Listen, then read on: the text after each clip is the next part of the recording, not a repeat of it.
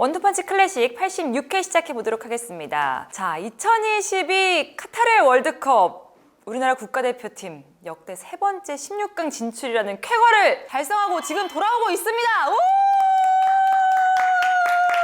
너무 좀 자랑스러웠던 경기인 것 같아요. 여기에 대해서 우리가 이제 총평 안 할 수 없지 않습니까? 그래서 오늘 클래식 86회에서는 그 얘기 좀 해보려고 합니다. 어떻게 딱 한마디로 표현하면 뭐라고 할 수 있을까요? 이번 월드컵 경기. 모범 사례라고 생각합니다. 아, 모범 네. 사례다. 우리가 앞으로도 월드컵이나 다양한 어떤 대표팀을 운영하는 데 있어서 꼭 참고해야 될 좋은 선례를 남긴 것 같다.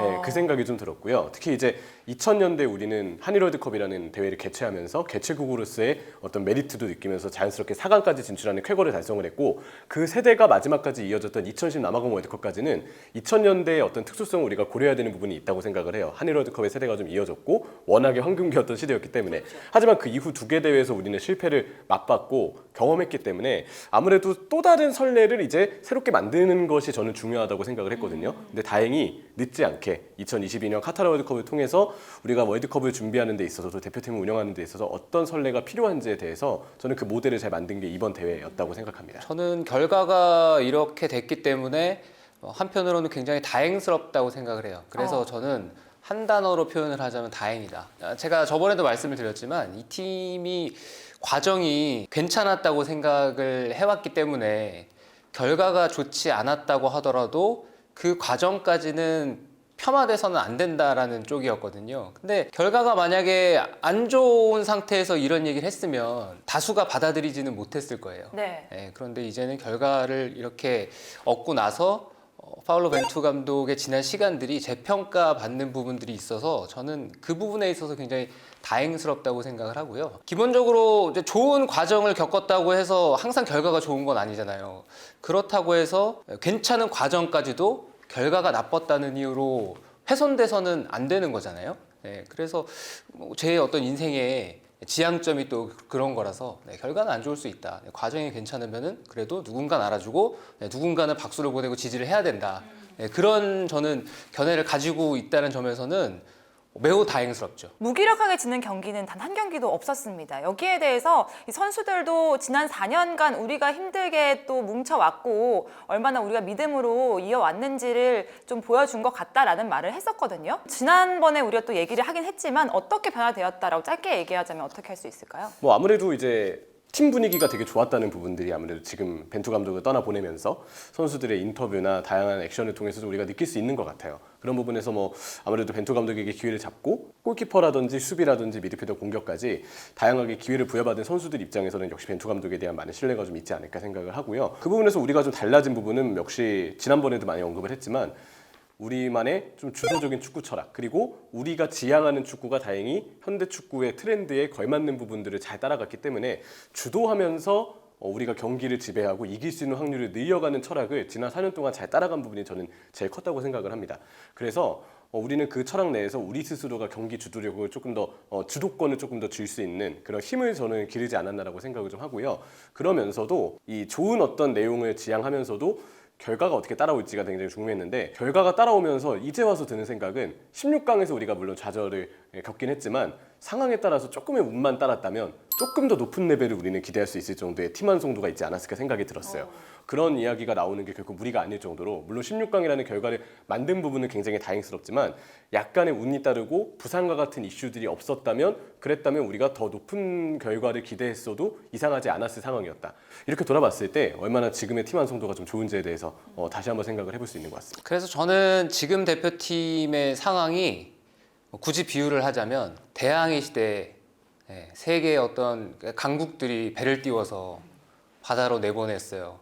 근데 이제야 우리가 그런 배랑 비슷한 디자인을 해서 막 바다에 내보낸 것 같거든요. 그래서 우리는 돛을 올려서 뭐 이제 순풍을 맞기 시작한 거죠. 그래서 항해를 이제 막 시작을 한 것 같아요. 근데 이제 세계 강국은 거기서 뭐 신대륙도 찾고 뭐 지구도 한 바퀴 돌아보고 여러 가지 어떤 시행착오를 많이 했을 거 아니에요. 그렇게 해서 다 새로운 세계를 누비고 다니는 상황이라면 우리는 망망대해에 이제 막 올라가서 잘 가고 있는 거란 말이에요. 중요한 거는 이제 그렇게 가기 시작했으니까 우리 대표팀이 계속 잘 갈 수 있게끔 그 방향을 잘 맞춰야 되고 선장은 또 다른 것들을 잘 봐야 되고 선원들도 잘 챙겨야 되고 또 지도도 잘 봐야 되고 그런 단계를 앞으로 우리가 밟아가야 될 것 같아요. 근데 이제는 좀 그런 생각이 듭니다. 우리의 축구를 이제 찾았다, 이제야 배를 띄웠다 이런 얘기를 했는데 사실 파울로 벤투 감독이 확실하게 사임을 표명을 했어요. 그렇기 때문에 이 배가 다른 선장이 가져가도 잘 끝까지 우리의 축구를 가져갈 수 있는 그 시스템을 잘 가져갈 수 있는 분이 잡아야 되는데 사실 그게 4년마다 좀 쉽지 않잖아요. 선장이 바뀔 때마다 쉽지 않기 때문에 그 이어가는 부분을 잘해야 될 것 같다는 생각이 좀 들어요. 아무래도 이제 가장 강조하고 싶은 부분은 기존에 우리가 4년 동안 만들어왔던 축구와 또 정반대의 스타일이 입혀지는 상황은 나오지 않았으면 좋겠어요. 네. 그러니까 쉽게 비유하면 우리가 좀 주도적으로 경기를 하기 위해서 지난 4년 동안 준비를 했고 그게 실제로 이번 월드컵 본선에서도 우리가 꽤 높은 어떤 지배력을 가져가는 축구를 통해서 그리고 상대에게 대응해야 될 때는 포르투갈전처럼 잘 대응하는 모습을 또 보여주면서 잘 발전을 해왔다고 보거든요. 근데 기존의 우리의 그런 틀을 다시 한번 좀 깨고 새로운 어떤 과도기가 생각보다 오래 걸리게 되는 어떤 과정의 감독이 서름되는 것은 지금으로서 우리가 지향할 점은 아니라고 생각을 합니다. 뭐 이거는 역시 이후의 4년에서의 완성도를 우리가 잘 이어가기 위해서도 그렇고 게다가 우리가 월드컵도 월드컵이지만 사실 아시안컵도 굉장히 중요하거든요. 그렇죠. 아시안컵이 언제 정확히 개최가 될지는 조금 지켜보긴 해야 되겠지만 어쨌든 아시안컵에 대한 어떤 연속성까지 생각을 했을 때 지금 당장 우리가 또 과도기를 겪는 것은 이전에 4년 동안에 준비했던 것이 혹시 앞으로 이어지지 않을 거에 대한 염려가 되는 것도 첫 번째고 중간에 있는 아시안컵에서의 성과를 위해서라도 기왕이면 연속성을 좀 가져가는 측면에서 발전되는 어떤 방향을 나아가는 것이 낫지 않을까에 대한 생각을 좀 하게 되고요. 다양한 얘기들이 앞으로 좀 오갈 것 같습니다. 근데 역시 연속성의 측면에서 우리가 좀 바라본다면 감시하고 지켜본다면 거기서 우리가 좋은 어떤 해안을 찾을 수 있지 않을까라고 생각을 하죠. 우리는 항상 과거의 실수를 반복하는 경향이 있거든요. 그렇죠. 네, 그거는 우리 대한축구협회뿐만 아니라 인간이라면 누구나 그렇잖아요. 네, 그래서 그걸 하지 않기 위해서 계속해서 다짐하고 노력하고 해도 같은 실수를 반복하기 마련이란 말이에요. 우리가 2010년에 남아공 월드컵에서 16강에 진출하는 이제 쾌거를 이루고 나서의 우리의 축구를 생각해 본다면은 상당히 우려스러운 부분이 강하게 밀려 들어오는 것도 사실이죠. 이거를 유심히 지켜보고 관심을 기울이지 않으면 이 상황은 또 돌이킬 수 없는 결과를 초래할 것 같다. 이런 걱정이 밀려오는 거예요, 지금. 저는 근데 그것도 있는 것 같아요. 우리가 4년 동안 파울로 벤투 감독의 이제 행보를 보면서 사실 반신반의하고 신뢰를 하지 않은 것도 사실이잖아요. 그게 우리도 좀 어느 정도 그 4년간의 기간을 누가 맡든지 좀 잘 묵직하게 지켜보는 지혜도 필요하지 않을까 또 그런 생각도 들어요. 그리고 지켜보는 것도 중요한데 무엇보다 중요한 거는 사실과 사실이 아닌 것들을 냉정하게 객관적으로 구분할 수 있는 가짜에 현혹되지 않으면 되거든요. 제가 벤투 감독을 지지한다고 얘기를 했을 때 사실과 사실이 아닌 것에 대한 구분이 모호해지면서 정말 모든 게 다 아닌 것 같고 모든 게 다 잘못 가는 것 같고 이런 분위기였단 말이에요. 제가 이번 월드컵이 끝나고 나서 다행이다라고 얘기를 하는 게 월드컵 시작하기 전까지만 하더라도 진짜 많이 들었던 얘기가 대표팀이 월드컵에서 뭐 성적이 이번에 나겠어요? 라는 의견. 근데 저는 실제로 그냥 사실만을 얘기를 했거든요. 16강에 갈 수 있다라고 장담은 할 수는 없지만 2014년과 2018년에 우리가 밟았던 과정보다는 훨씬 더 나은 과정들을 우리가 지내왔고 그리고 그 두 번의 월드컵 대표팀보다 현재 우리 대표팀이 가지고 있는 전력이라든가 전체적인 능력치라든가 또 상대를 분석하는 부분이라든가 이 모든 면에 있어서 훨씬 더 뛰어난 팀이에요. 네, 그런데 우리가 뛰어난 건 맞지만 우리만 4년 동안 노력한 거 아니잖아요. 다른 국가들은 우리보다 한 두세 발 정도 위에 있는데 우리보다 더 빠른 속도로 간단 말이에요. 근데 우리가 이제 그것을 쫓아가기 위해서 지난 4년 동안 진짜 열심히 뛰었는데 우리만 뛴 게 아니니까 이게 얼마나 좁혀졌는지는 모르는 거예요. 근데 그럼에도 우리가 잘 뛰어왔으니까 괜찮은 경쟁을 해볼 수 있는 상황까지는 왔다고 봤거든요. 그런데 그거에 대해서 다 의심을 했으니까 저는 이제 그런 의심이 좀 불편했던 거고 분명히 좋은 게 많은데 좋은 게 많고 대표팀과 클럽팀은 다르게 운영이 돼야 되고 그리고 다른 결과를 낼 수밖에 없는데 모든 것들은 다 배제하고 같은 동일한 시각으로 바라봤던 게 너무 많아서 그게 이제 속상했던 거죠. 전체적인 총평은 했고 지금 굉장히 많이 우리나라 선수들이 한 명 한 명이 개인 기량까지 보여주면서 주목을 받고 있습니다. 해외까지 주목을 받고 있는 선수들이 굉장히 많은데 그런 빛나는 선수들 좀 몇 명씩 좀 얘기를 해주시는 거 좋을 것 같아요. 일단 역시 우리나라 내에서도 그렇고 해외에서도 그렇고 조규성 선수의 인기가 폭발적으로 늘었습니다. 이미 뭐 많은 유럽 스카우터들이 조규성 선수에게 관심을 가지고 있다는 얘기들도 이미 많이 들려오고 있고 인스타 팔로워만 보더라도 지금 이 조규성 선수는 아마 한동안 국내에서 조규성 한 명만으로도 꽤 많은 관중들을 동원할 수 있는 능력이 이제 있는 선수가 된 것 같거든요. 전북도 벌써 마케팅을 그렇게 많이 하더라고요. 그렇죠. 그런 부분들을 보면 이미 전북현대 어떤 인스타그램의 거의 대부분의 페이지가 다 조규성 선수로 가득해질 정도로 상당한 효과를 좀 냈다는 생각이 들고, 이번 월드컵에서 우리가 좀 돋보이고 주목을 받을 만한 선수들은 조규성 선수 이외에도 미드필더에서 이전보다도 훨씬 더 좋은 활약을 보여준 정우영 선수와 올림피아코스에서도 이미 너무 잘하고 있고 유럽 리그에서도 잘 정착을 하고 있지만 대표팀에서도 역시 뛰어난 활약을 꾸준히 보여주고 있는 황희범 선수, 이 3선에 대한 조명을 저는 좀 많이 해주고 싶고요. 여기에 추가적으로 가장 고생한 선수들로는 제 생각에는 좀 좌우 풀백들을 좀 꼽고 싶어요. 그렇죠. 네, 김진수 선수가 올해 내내 정말 많은 경기를 소화했고 월드컵 직전까지도 사실 몸 상태가 썩 좋은 편은 아니었는데 회복 후연에 전념하면서, 그리고 손흥민 선수가 아무래도 부상 때문에 제 컨디션이 아닌 상황에서 김진수 선수가 해야 되는 역할이 굉장히 많았거든요. 근데 그걸 16강까지 오는 4경기 동안 모두 선발로 뛰면서 보여준 부분은 굉장히 좀 놀라웠고, 자신의 해야 될 일 이상으로 김진수 선수가 정말 많은 일을 좀 했다는 얘기를 좀 하고 싶고요. 김문환 선수는 사실 더 대단한 부분이 있습니다. 지금까지 월드컵 4경기에서 전 경기 풀타임을 뛰었고, 김문환 선수가 전북현대 후반기 때부터 특히 이제 FA컵 결승 때도 굉장히 발전된 모습으로 공수 모두 가담을 잘 해주는 모습이었는데, 대표팀에서도 사실 우리가 왼쪽 윙에서 만난 상대 선수들의 면면이 굉장히 좋았어요. 비니시우스도 그렇고 다윈 누네스도 그렇고, 아무래도 이런 왼쪽 윙 자원에 대한 어떤 부담이 상당히 많았던 경기에서 오히려 김문환 선수가 1대1 수비를 잘 보여주고 수비적인 복귀 속도도 빠르게 가져가지고, 그러면서도 틈틈이 공격적인 오버래핑과 움직임도 보여줬기 때문에 김문환 선수가 본선 4경기에서 1분도 빠지지 않고 모두 기회를 잡았던 이유는 본인이 스스로 증명을 한 부분이 있다고 생각을 합니다. 그래서 좌우 풀백들이 정말 많은 경기, 많은 시간을 뛰었고 또 그 자리에서 공수 양면의 움직임도 활발했는데 활약도 좋았기 때문에 저는 이 선수들이 정말 고생한 선수들이라고 좀 얘기를 하고 싶습니다. 저도 이제 풀백 얘기를 하고 싶었어요. 네, 우리 풀백들이 특히나 김문환 선수는 기대 이상의 활약을 월드컵에서 보여줬었고요. 그리고 김진수 선수는 이제 본인이 월드컵을 가기 위해서 8년 이상을 기다렸단 말이에요. 네, 2번의 월드컵을 부상 때문에 아쉽게 참가하지 못한 마음앓이를 다 털어냈던 대회가 된 것 같아서 개인적으로는 굉장히 다행스럽게 생각해요. 그리고 우리 풀백들도 그렇고 다른 포지션도 그렇고 월드컵에 출전한 선수, 그리고 아쉽게 출전하지 못한 선수 다 칭찬을 해줘야 되는데, 제가 선수 얘기를 하면은 꼭 말씀드리고 싶은 게, 칭찬에 관한 얘기는 다 얘기를 해주셨으니까, 선수를 바라보거나 아니면 대표팀에서 경기를 뛰는 선수들을 봤을 때 그 선수에 대한 상대 평가를 하게 되잖아요. 그 상대 평가를 해야지 절대적인 기준을 가지고 그 선수를 바라보면 모든 선수는 비판을 받을 수밖에 없어요. 그리고 비판에서 끝나면 다행인데 거기서 계속 한 발씩 더 나간단 말이에요. 왜 저런 선수가 저렇게 대표팀에서 뛰고 있느냐.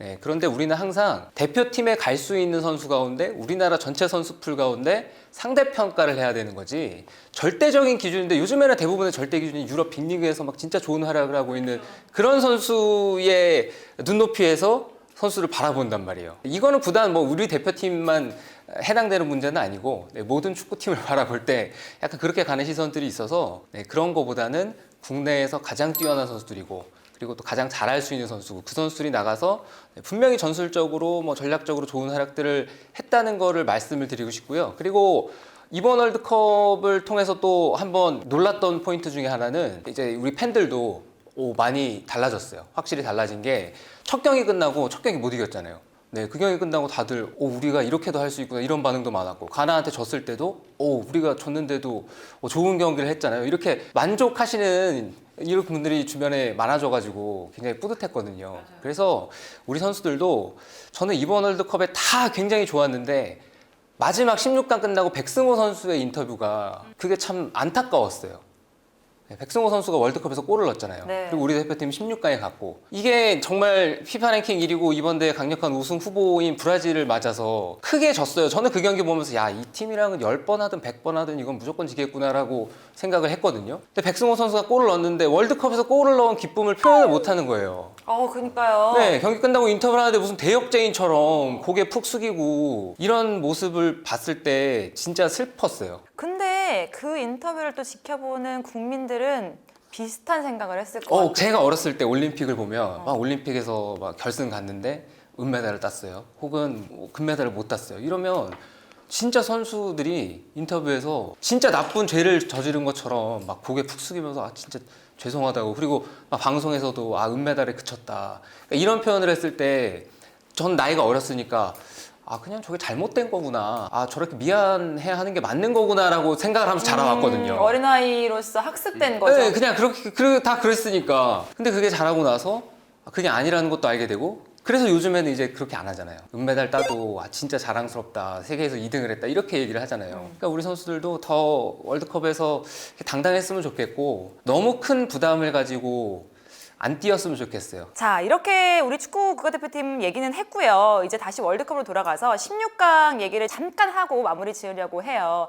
16강 가장 이변이 누구였을까? 어떤 팀들이 좀 잘했을까? 16강 결과에 대해서 좀 얘기를 해볼까 합니다. 어떻게 보셨나요? 일단은 16강쯤 되면서 우리가 기존에 우승 후보로 꼽았던 팀들은 더 완고해진 팀이 됐다는 생각을 그렇죠. 합니다. 예, 저도 이제 앞서 찬하 의원님이 말씀하셨던 브라질과 우리가 붙었을 때 100번을 만나도 우리가 이기기 힘들겠구나라는 표현이 저는 확 와닿았거든요.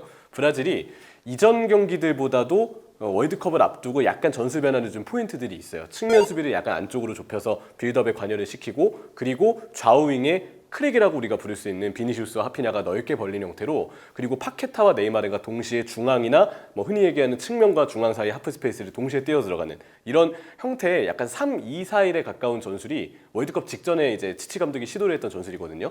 조별리그 때까지는 아무래도 월드컵을 위해서 새롭게 준비를 한 전술이다 보니까 약간 좀 삐걱됨도 있었고 유연하지 못한 부분들도 있었다고 생각을 했어요. 근데 이게 토너먼트에 접어들면서 선수들의 집중력도 더 올라오고 부상 복귀한 네이마르도 역시 뭐 좋은 활약을 점점 펼쳐줬고 그런 부분들 때문에 브라질 역시도 상당히 좀 강한 모습을 좀 보여줬다고 생각을 하고요.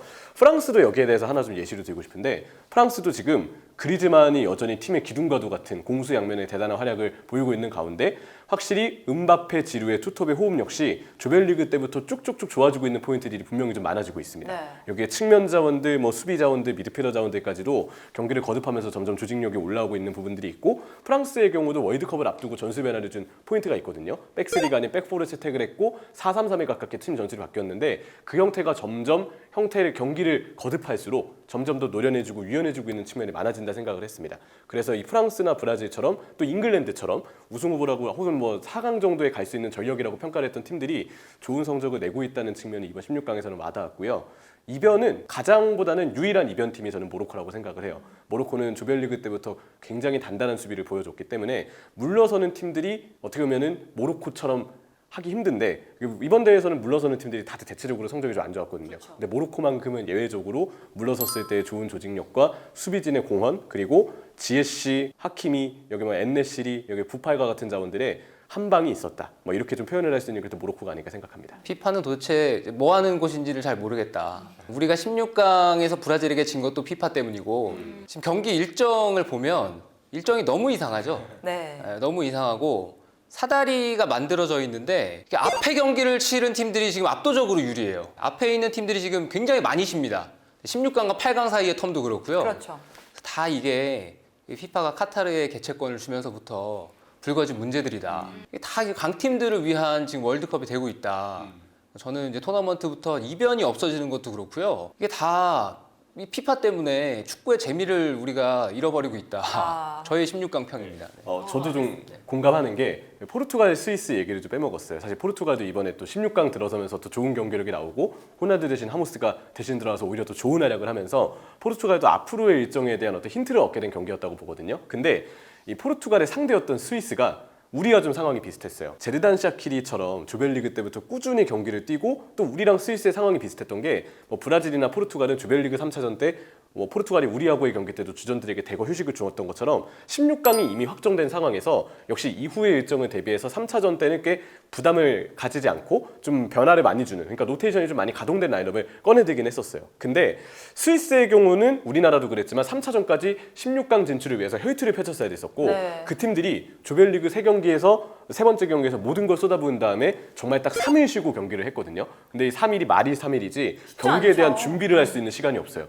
회복하다가 경기에 뛰어야 되고 그래서 우리나라도 브라질 상대로 이렇게 지쳐있는 모습이 보였지만 저는 스위스도 마찬가지였다고 생각합니다. 후반전에 제르단 샤키리가 아무리 예전보다 나이가 들어서 실제로 체력 저하나 신체 능력 저하가 온 선수긴 하지만 후반전에 샤키리가 뛰질 못하는 장면들이 몇 번 보이더라고요. 킥력도 많이 좀 떨어져 있었고 그런 부분들을 보면 전체적인 스위스의 기동력도 우리가 그랬던 것처럼 지쳐 있었고 이거는 말씀해 주셨던 피파의 일정상의 문제가 있다는 의견에 대해서도 전적으로 동의하는 바입니다. 어쨌든 이렇게 16강까지 저희가 우리나라 국가대표팀 총평과 함께 정리를 했습니다. 저희는 여기서 또 인사드리도록 하면서요. 8강 얘기로 다음 시간에 찾아뵙도록 하겠습니다. 안녕히 계세요.